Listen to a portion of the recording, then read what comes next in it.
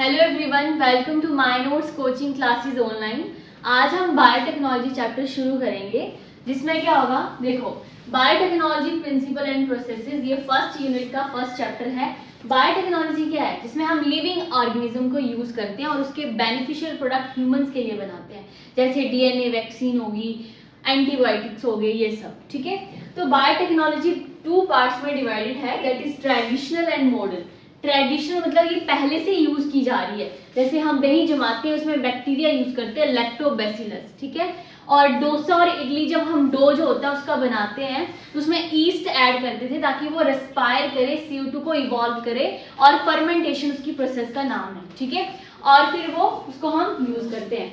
But modern biotechnology में आज biotechnology का इतना यूज हो रहा है कि जिसकी हेल्प से हम इन वाइट्रो फर्टिलाइजेशन, डीएनए वैक्सीन बनाते हैं। ठीक है, और जो डिफेक्टिव जीन है उनको करेक्ट करते हैं, जैसे कि इसमें एग्जांपल आ सकता है आपके पास जीन थेरेपी का बहुत ज्यादा यूज होता है इसमें। ठीक है, तो ये मॉडर्न बायोटेक्नोलॉजी में आता है। नेक्स्ट स्लाइड है हमारे पास,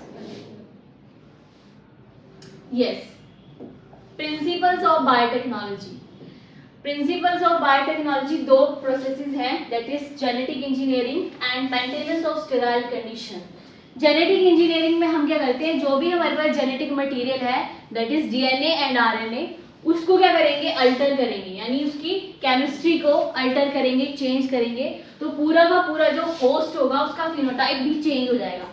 तो ये आता है हमारे पास जेनेटिक इंजीनियरिंग में। ठीक है, दूसरा है मेंटेनेंस ऑफ स्टेराइल कंडीशन, यानी हम माइक्रो फ्री इन्वायरमेंट क्रिएट करेंगे जहां पर क्या होगा, बैक्टीरिया ग्रो नहीं करेगा और मोस्ट अबंडेंट में यूकैरियोटिक सेल्स ग्रो करेंगे। ठीक है, ग्रोथ ऑफ होस्ट की ग्रोथ होगी, और ये क्या करेगा, जैसे एंटीबायोटिक, एंजाइम्स, वैक्सीन, इन सब की प्रोडक्शन करेगा। एनसीईआरटी में दिया हुआ ये सब। ठीक है, नेक्स्ट है हमारे पास, तो ये दो प्रोसेसेस थी।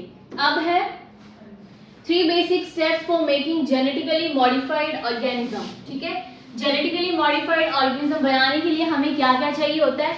सबसे पहले हम डिजायर्ड डीएनए को आइडेंटिफाई करेंगे कि इसमें बहुत अच्छे जीन हैं, तो उसको सिलेक्ट करेंगे। ठीक है, दूसरा, उस डीएनए को हम जो हमने सिलेक्ट किया है होस्ट, उसमें इंट्रोड्यूस करेंगे।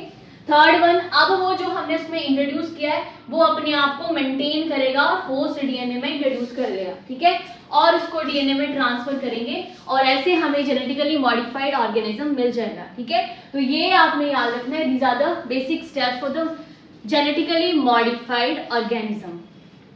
नेक्स्ट है, yes, gene cloning. Gene cloning में क्या होता है, हम एक टेम्पलेट डीएनए की मल्टीपल कॉपीज बनाते हैं। कैसे, देखो, जैसे मेरे पास ये डीएनए है, ठीक है, मैंने इसका डिजायर्ड सेगमेंट लिया और जो मैंने वेक्टर है उसमें इसको ऐड किया।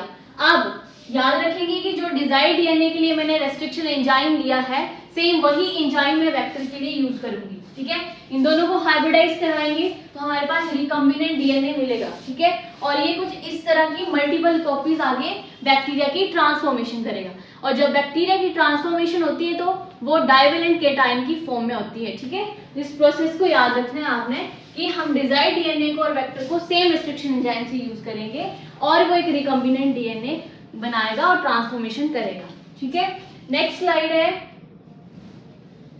हाँ, फर्स्ट रिकॉम्बिनेंट डीएनए जो था, that is Salmonella typhimurium. Stanley Cohen, Herbert Boyer, दो साइंटिस्ट थे, उन्होंने बोला कि साल्मोनेला टाइफायरियम में एक एंटीबायोटिक रेजिस्टेंस की क्वालिटी है। ठीक है, और ई कोलाई में उन्होंने क्या किया, इंट्रोड्यूस किया with the help of restriction enzyme, molecular season के नाम से भी इसको जाना जाता है। ठीक है, और उन्होंने क्या किया कि उस साल्मोनेला टाइफी को ई कोलाई के बैक्टीरिया से इंट्रोड्यूस कर दिया, तो पाया गया कि जो साल्मोनेला टाइफाई बना रहा था, सेम वही कॉपीज जो है आपके पास वो ई कोलाई बनाने लग पड़ा, यानी कि रेस्ट्रिक्शन जो एंडोन्यूक्लियेज था एंजाइम और जो antibiotic resistance gene salmonella typhi के पास थे, वो ई कोलाई के पास भी आ गया। ठीक है, तो इसको आप एनसीईआरटी से गो थ्रू कर लेना।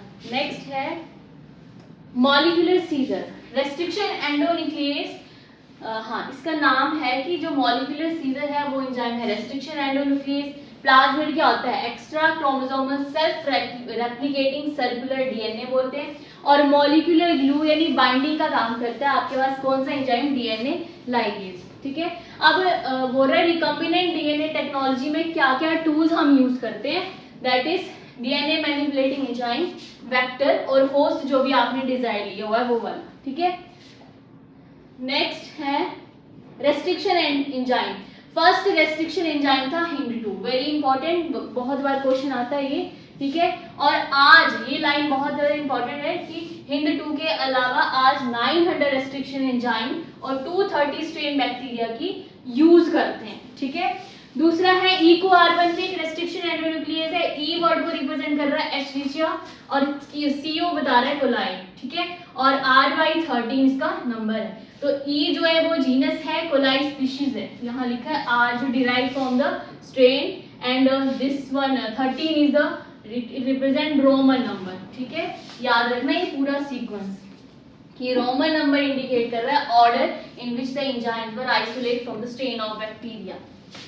नेक्स्ट स्लाइड है, यस। अब रेस्ट्रिक्शन एंडोन्यूक्लियस जो है, रेस्ट्रिक्शन एंजाइम, वो लार्जर क्लास से बिलोंग करता है, उसका नाम है न्यूक्लियस। इसके दो टाइप्स हैं, एक्सोन्यूक्लियस, एंडोन्यूक्लियस। एक्सो मींस आउटर, एंडो मींस अंदर। जब हम डीएनए के टेम्पलेट को एंड से रिमूव करेंगे, कट लगाएंगे तो एक्सोन्यूक्लियस, और उसके बीच में कट लगाएंगे तो एंडोन्यूक्लियस, ठीक है। नेक्स्ट है हमारे पास, yes, this diagram is very important.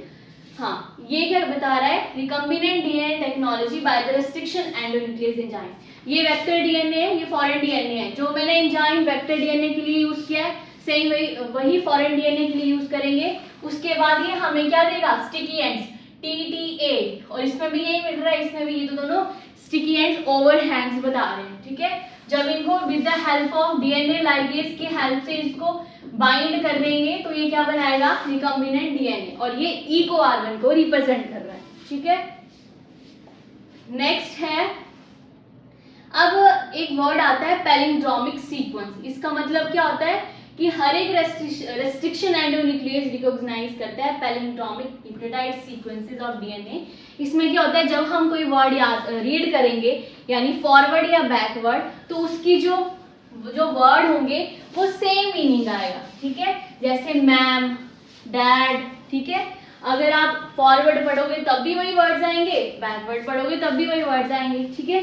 तो यहाँ पर एग्जाम्पल है GAATTC, अगर 5 प्राइम टू 3 प्राइम पढ़ेंगे तब भी यही ऑर्डर आएगा, अगर इस साइड से पढ़ेंगे राइट टू लेफ्ट तब भी यही ऑर्डर आएगा, ठीक है। तो इनको बोलते हैं palindromic sequences. So yes, thank you, आज के लिए इतना ही। नेक्स्ट हम देखेंगे अगली वीडियो में।